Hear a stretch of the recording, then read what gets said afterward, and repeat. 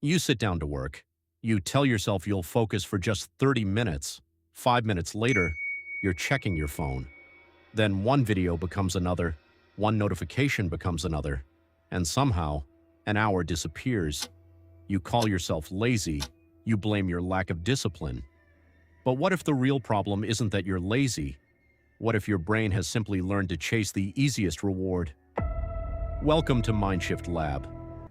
Today we're going to understand what dopamine actually does, why easy rewards can pull your attention away from important work, and what you can do to take back control. Think about the last time you tried to concentrate on something difficult. Maybe it was studying, maybe it was working on an important project, maybe it was reading a book. The task wasn't necessarily impossible, but your phone was right there. A notification appeared, you checked it, then you saw another interesting video, then another, and suddenly the difficult task in front of you didn't seem as attractive anymore. This is where many people make a mistake. They think the problem is simply a lack of willpower. But your environment is constantly presenting your brain with opportunities for immediate rewards, and immediate rewards are extremely powerful. You have probably heard people say that dopamine is the pleasure chemical. That's a useful shortcut, but it isn't the full story. Dopamine is involved in motivation, reward learning, and the way your brain responds to cues that predict something valuable. In simple terms, dopamine helps your brain learn what to pay attention to, what to pursue, and what might be worth repeating.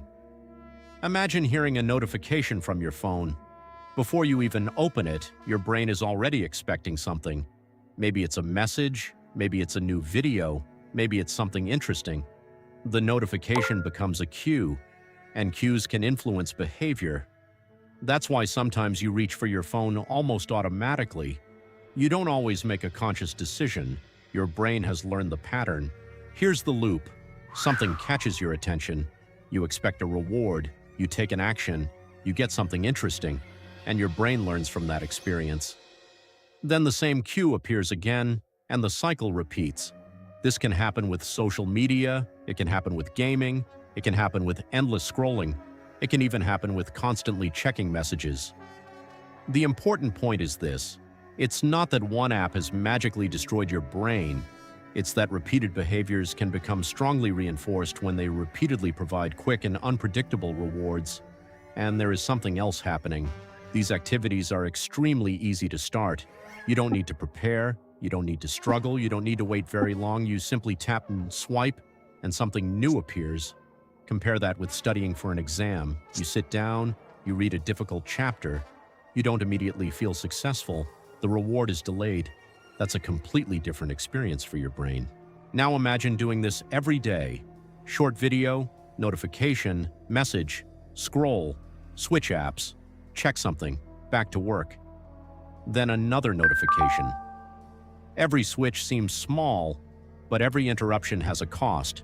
Your attention is being pulled in different directions, and when you return to the original task, you have to rebuild your concentration.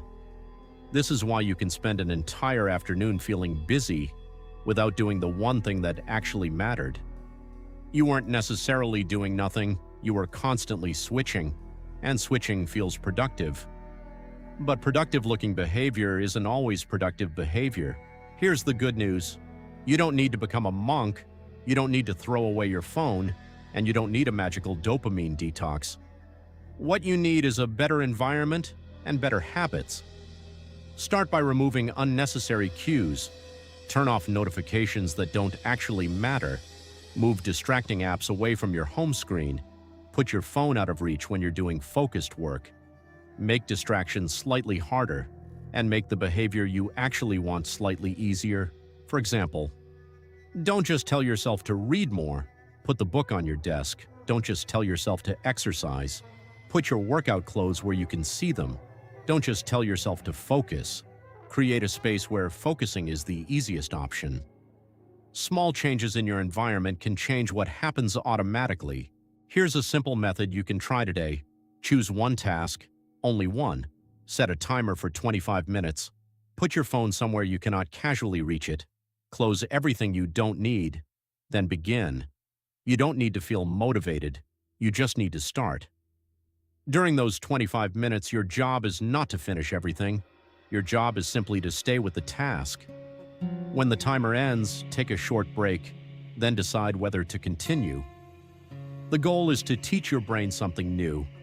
Difficult work can also lead to a reward, and the reward doesn't have to come from your phone. It can come from progress. It can come from finishing something meaningful. It can come from knowing that you kept a promise to yourself. Now I want to give you a simple 7-day experiment. For the next 7 days, protect one focus session every day. On day 1, remove unnecessary notifications. On day 2, keep your phone away during your focus session. On day 3, complete one uninterrupted 25-minute session. On day 4, repeat it twice. On day 5, identify the distraction that pulls you away most often. On day 6, change your environment to make that distraction harder to reach. And on day 7, compare how you feel now with how you felt on day 1. Don't look for perfection, look for improvement. Your goal isn't to eliminate every distraction in your life. Your goal is to become more intentional about where your attention goes. Your attention is one of the most valuable resources you have. Every day, something is competing for it.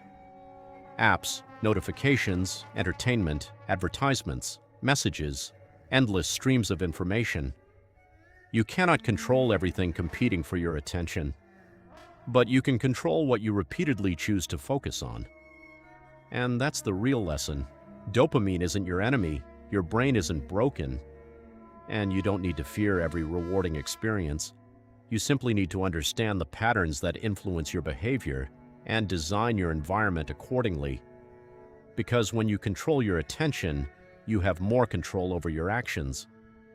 And when you control your actions, you begin to change your life. So here's your challenge. For the next 7 days, protect one focus session every day. Put the phone away. Choose one meaningful task and stay with it. Then come back to this video and ask yourself one question. Did I become more intentional with my attention? If this video helped you understand your mind a little better, subscribe to MindShift Lab.